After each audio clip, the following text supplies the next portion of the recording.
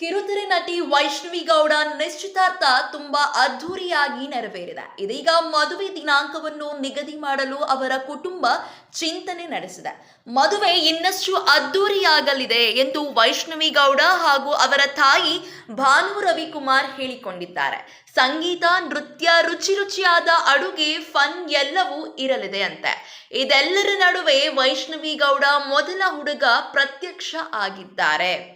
ಸೀತಾರಾಮ ಧಾರಾವಾಹಿಯ ನಟಿ ವೈಷ್ಣವಿ ಗೌಡ ಕಳೆದ ವಾರ ಅಂದರೆ ಏಪ್ರಿಲ್ 14ರಂದು ಎಂಗೇಜ್ಮೆಂಟ್ ಮಾಡಿಕೊಂಡರು. ಅವರ ಭಾವಿ ಪತಿ ಅನುಕೂಲ್ ಮಿಶ್ರಾ ಇಂಡಿಯನ್ ಏರ್ ಫೋರ್ಸ್ನಲ್ಲಿ ಕೆಲಸ ಮಾಡುತ್ತಿದ್ದಾರೆ.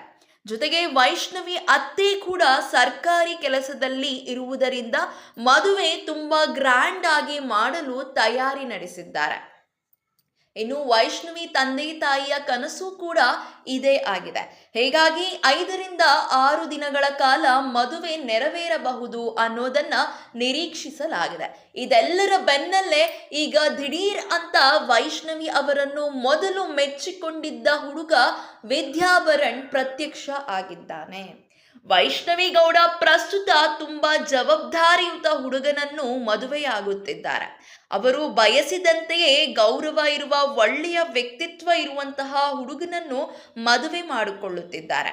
ಇದರ ನಡುವೆ ಇದಕ್ಕೂ ಮುಂಚೆ ವೈಷ್ಣವಿ ಅವರೊಂದಿಗೆ ನಿಶ್ಚಿತಾರ್ಥ ಮಾಡಿಕೊಂಡ ಹುಡುಗ ವಿದ್ಯಾಭರಣ್ ವಿಚಾರ ಮುನ್ನೆಲೆಗೆ ಬಂದಿದೆ.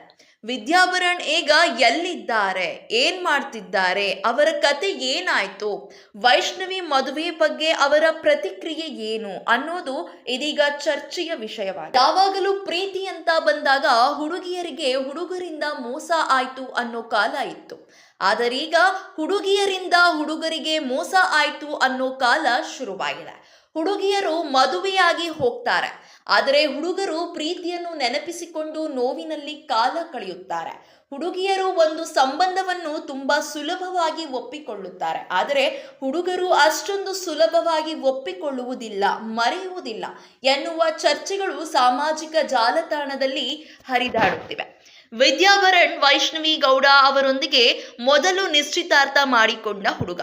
ಇದು ಪಕ್ಕ ಅರೇಂಜ್ ಮ್ಯಾರೇಜ್ ಎಂದು ಹೇಳಿದರು ಕೂಡ ವೈಷ್ಣವಿ ಅವರಿಗೆ. ಶೂಟಿಂಗ್ ಸೆಟ್ನಲ್ಲಿ ವಿದ್ಯಾಭರಣ್ ಪರಿಚಯ ಆಗಿತ್ತು ಅಂತಲೂ ಕೆಲವರು ಹೇಳುತ್ತಾರೆ. ಆದರೆ ವಿದ್ಯಾಭರಣ್ ಹೇಳುವಂತೆ ವೈಷ್ಣವಿ ಅವರು ಬಿಗ್ ಬಾಸ್ ಮನೆಯಿಂದ ಹೊರಬಂದ ಬಳಿಕ ನಮ್ಮ ಕುಟುಂಬಸ್ಥರು ವೈಷ್ಣವಿ ಕುಟುಂಬಸ್ಥರೊಂದಿಗೆ ಮಾತನಾಡಿ ಜಾತಕ ತೆಗೆದುಕೊಂಡರು.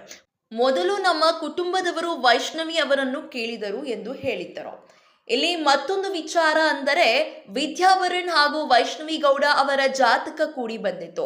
ಹೀಗಾಗಿ ಹೂವು ಮುಡಿಸುವ ಶಾಸ್ತ್ರ ಮಾಡಲಾಗಿತ್ತು. ಇನ್ನೇನೋ ಇಬ್ಬರ ಮದುವೆ ಆಗಬೇಕು ಅನ್ನುವಷ್ಟರಲ್ಲಿ ವಿದ್ಯಾಭರಣ್ ಸರಿಯಾಗಿಲ್ಲ ಅನ್ನೋ ವಿಚಾರ ಗೊತ್ತಾಗಿದೆ. ಬೇರೆ ಹುಡುಗಿಯರೊಂದಿಗೆ ಸಂಬಂಧದಲ್ಲಿ ಇದ್ದಾರೆ ಅನ್ನೋ ಆಡಿಯೋ ವೈರಲ್ ಆಯ್ತು.